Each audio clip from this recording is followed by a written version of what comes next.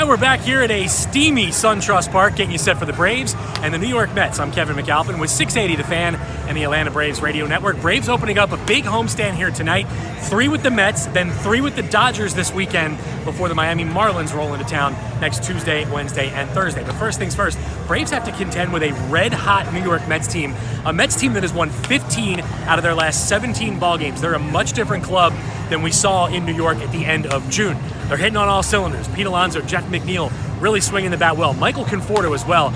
Top of their order, can do a lot of damage. They can do so in a hurry. Also, J.D. Davis, another guy for Braves fans to keep a close eye on here in this series over the next 3 nights. Braves give the ball to Max Fried here tonight in game number 1. He'll be opposed by Zach Wheeler, who pitches well and always seems to pitch well here in Atlanta. Of course, the local kid will be a free agent at the end of the season, and I know a lot of you out there are saying, hey, maybe he'd be a fit here for the Braves next season. We'll see what happens when all is said and done. But again, it's the Braves and the Mets game 1 of 3. Let's get you caught up on some of the news and notes from today, because the good news, let's start with Austin Riley.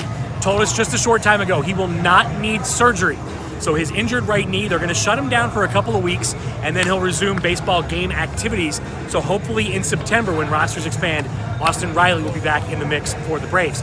Also, Dansby Swanson, didn't get as good of news from him today. That right heel still bothering him, not to the point where he's able to really turn it loose and run yet.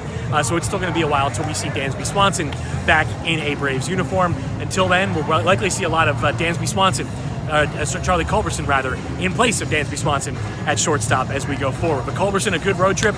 Same can be said about Ronald Acuna and Ozzie Albies. 2 guys that probably could have been the players of the week. They got beat out, but 2 guys who had really, really big road trips. And Acuna now 2 stolen bases away from joining that 30-30 club. 40-40, still very much in reach for Ronald Acuna Jr. So all eyes will be on Ronald at the top of the Braves order here tonight. Again, it's game 1 of 3, Braves and Mets, Jim Powell and Ben Ingram. They have the call for you right here on 680 The Fan and the Atlanta Braves Radio Network.